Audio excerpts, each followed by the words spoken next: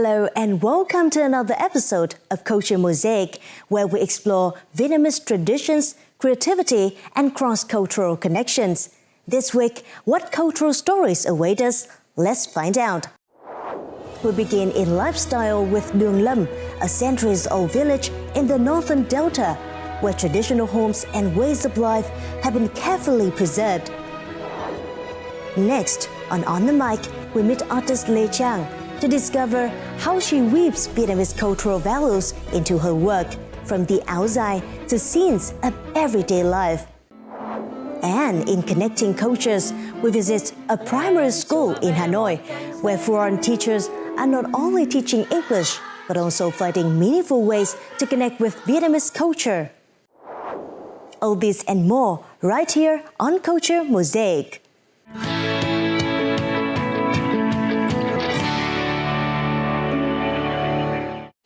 Now, let's begin with our local news. Vietnam has been named one of the world's 28 most beautiful countries by Condé Nast Traveler, which highlights the country's diverse landscapes, rich and immersive travel experiences. Standout destinations include Hạ Long Bay, known for its emerald waters and limestone islands, Hà Giang, with its dramatic mountains and terrace views, and Phu Quoc Island with lush forests and pristine beaches. Another magazine, Time Out, has released a list of the world's 52 most beautiful destinations worldwide for 2026, which features 2 locations from Vietnam. Hà Giang, now Tuyên Quang Province, ranks 17th, recognized for its breathtaking mountain passes and rich cultural diversity. Meanwhile, Hội An, Đà Nẵng ranks 2nd, celebrated for its vibrant living heritage, where past and present seamlessly intertwine. It is this unique rhythm of life that places Hội An alongside some of the world's most iconic historic cities. Beyond its breathtaking landscapes, Vietnam's culinary heritage continues to gain recognition.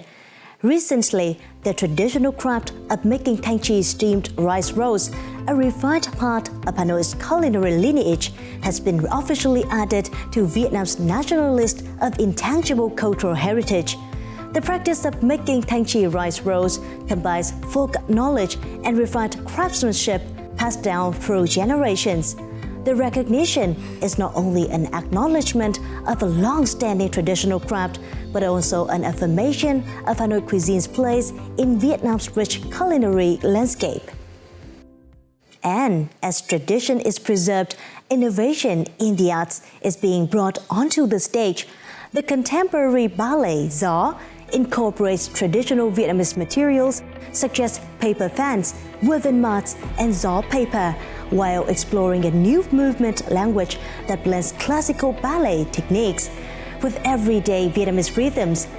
The production features a reimagined musical arrangement of Antonio Vivaldi's The Four Seasons, symbolizing renewal through cultural dialogue and artistic freedom.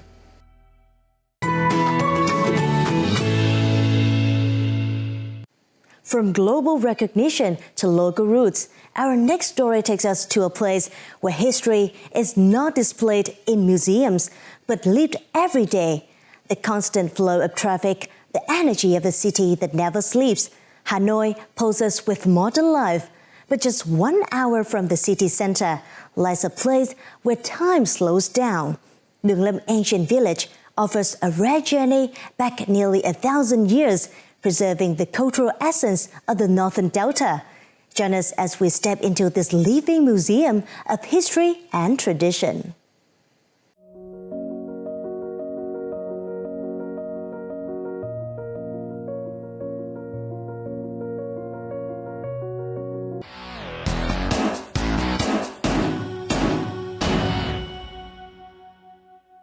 From preserving heritage through architecture, we now turn to an artist who carries Vietnamese culture forward through color and canvas. In contemporary art, many young artists are finding new ways to tell the story of Vietnamese culture. For artist Lê Trang, those stories unfold through colors and familiar imagery, from the áo dài and Vietnamese women to nature, all deeply rooted in everyday life. Beyond revisiting her own memories through painting, Lê Trang has embarked on a dedicated journey, bringing the values of Vietnamese cultural heritage to the world. Artist Lê Trang, born in 1987, is originally from Huế and currently lives and works in Ho Chi Minh City.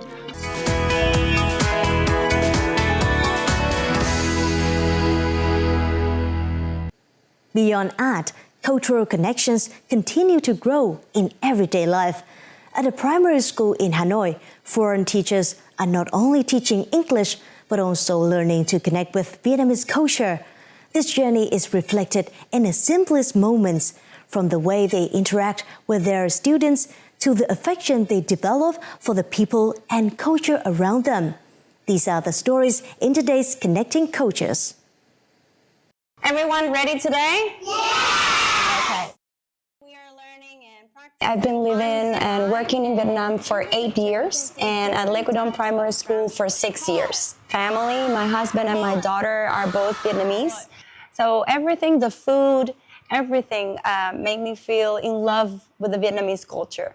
I think the students are my number one reason for enjoying teaching.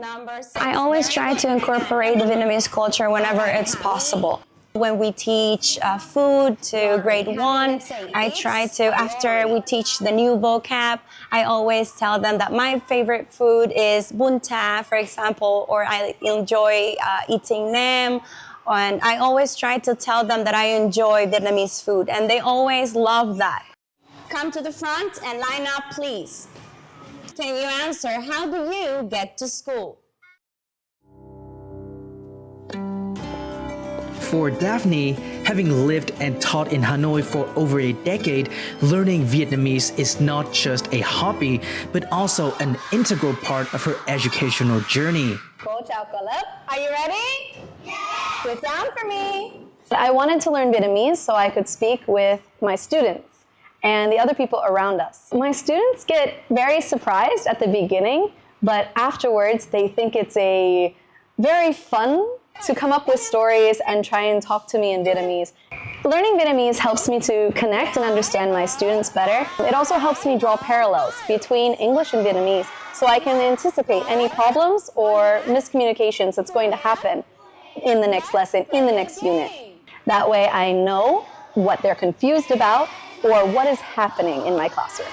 I think as teachers, we are constantly learning, so we're always learning about our students, about different ways to connect with them and to play with them so that they understand more effectively. Let's play a game, right? Khi các bạn ấy đã có cái niềm yêu thích về văn hóa Việt Nam, con người Việt Nam thì chắc chắn rằng khoảng cách giữa người nước ngoài với các bạn học sinh Việt Nam sẽ không còn nữa.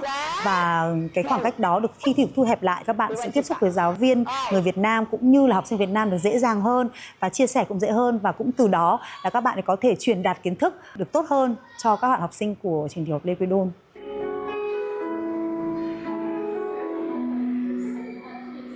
Besides learning to speak Vietnamese, the foreign teachers here also show their love for the language through singing. Previously, in preparation for the school's 20th anniversary, they even challenged themselves by performing Vietnamese folk songs. I was very happy to join this performance. I think for the students, they will feel proud to see the English teachers taking part in the performance, singing in Vietnamese, singing very popular songs and wearing the traditional clothes. We had to first learn the words, how to pronounce the words.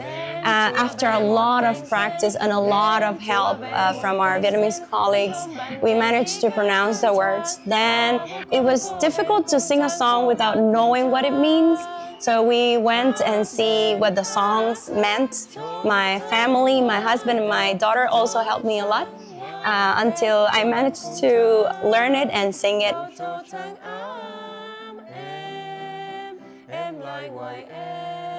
I really think it's important for our students to see us working hard and making mistakes to learn a new language the same as they're doing in our classes. And I wanted them to be confident enough to make mistakes with me as they see my mistakes happening as well. They were very enthusiastic and ready to correct me if I had made any pronunciation mistakes right up until the performance. Tôi mong muốn rằng là các con luôn luôn nhớ về cội nguồn, luôn luôn nhớ và giữ gìn những cái giá trị văn hóa truyền thống, và đặc biệt là cũng mong muốn là các bạn người nước ngoài hiểu thêm về những cái văn hóa truyền thống rất là ấn tượng của Việt Nam, trong đó có những cái tác phẩm dân ca mà đã được lưu truyền từ ngàn đời này.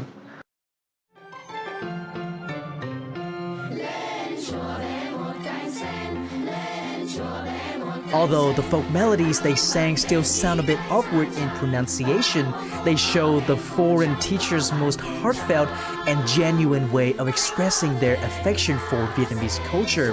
This sincerity helps bridge the gap between teachers and students, as well as between cultures that might otherwise seem so different.